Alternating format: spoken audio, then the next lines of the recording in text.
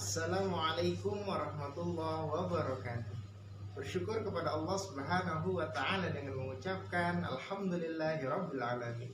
Bersalawat kepada Nabi kita Muhammad sallallahu alaihi wasallam dengan mengucapkan Allahumma salli ala sayyidina Muhammad wa ala ali sayyidina Muhammad amma ba'du.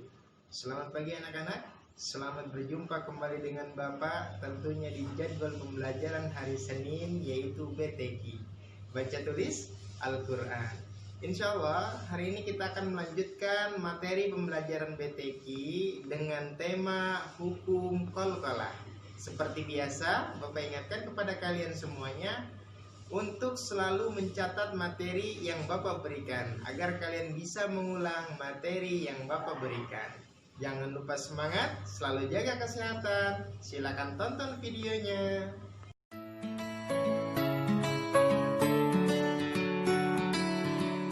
Baik anak-anak, hari ini kita akan memulai mata pelajaran BTQ, baca tulis Al-Quran, dengan materi pokok hukum qalqalah. Persiapkan diri kalian, siapkan alat tulis kalian, semangat belajar.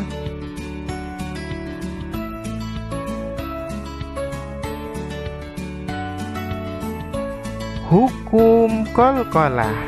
Dalam ilmu tajwid, qalqalah menurut bahasa artinya gerak. Sedangkan menurut istilah, qalqalah berarti bunyi huruf yang memantul apabila huruf tersebut mati atau dimatikan. Huruf qalqalah ada 5. Pertama ba, kedua jim, ketiga dal, keempat to, dan kelima qaf, atau lebih mudahnya disingkat dengan baju di toko.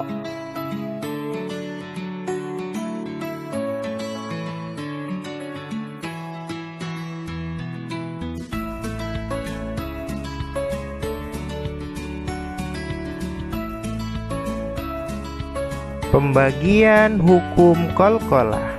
Dalam pembagiannya, hukum qalqalah terbagi menjadi 2 bagian. Pertama, qalqalah sugro atau kecil. Qalqalah sugro yaitu huruf qalqalah yang berbaris sukun atau mati, tetapi tidak terdapat waqaf pada huruf tersebut. Cara membacanya, huruf qalqalah dipantulkan dengan pantulan kecil atau ringan. Maksudnya adalah qalqalah sugro adalah huruf qalqalah yang berbaris sukun atau mati, tetapi tidak terdapat waqaf pada huruf tersebut. Perhatikan contohnya. Alam yaj'al. Bapak ulangi. Alam yaj'al. Ada huruf qalqalah jim. Di situ huruf jim berbaris sukun dan berada di tengah kata atau kalimat. Kemudian contoh yang kedua. Huwal abtar. Bapak ulangi. Huwal abtar. Di contoh yang kedua terdapat huruf qalqalah ba yang berbaris sukun dan berada di tengah kata atau tengah kalimat. Mudahnya adalah setiap ada huruf qalqalah yang berada di tengah kata atau tengah kalimat dan berbaris sukun, maka itu disebut dengan qalqalah sugro. Perhatikan garis merahnya.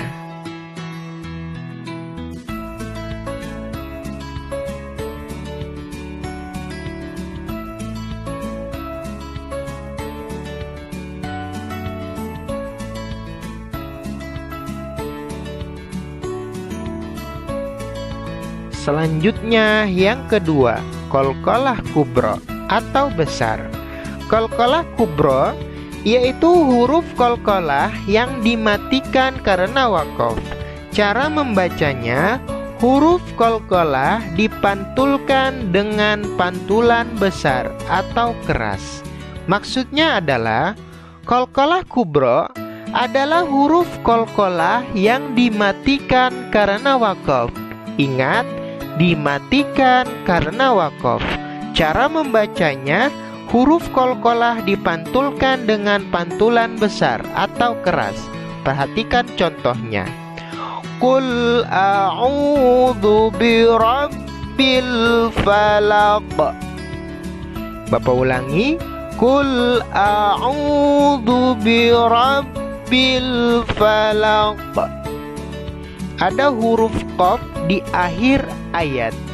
Ketika huruf qaf dimatikan karena di akhir ayat atau waqaf, maka huruf qalqalahnya dipantulkan dengan pantulan besar atau keras. Perhatikan contoh selanjutnya. Min syarri ma khalaq. Min syarri ma khalaq. Ada huruf qalqalah qaf juga di akhir ayat.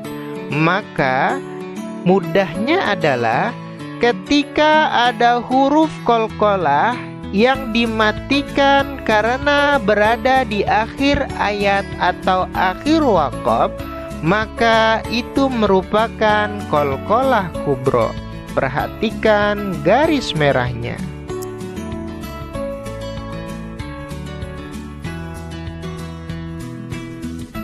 Tugas harian. Setelah kalian memahami materi yang Bapak sampaikan, maka Bapak akan berikan tugas harian. Tugasnya adalah carilah contoh qalqalah dalam Al-Quran, qalqalah sugro 3 contoh dan qalqalah kubro 3 contoh. Bapak ulangi, carilah contoh qalqalah dalam Al-Quran, qalqalah sugro 3 contoh dan qalqalah kubro 3 contoh. Setelah selesai, foto tugas kalian, kemudian kirimkan ke Bapak melalui WhatsApp. Jangan lupa sertakan nama dan kelas. Selamat mengerjakan. Wassalamualaikum warahmatullahi wabarakatuh.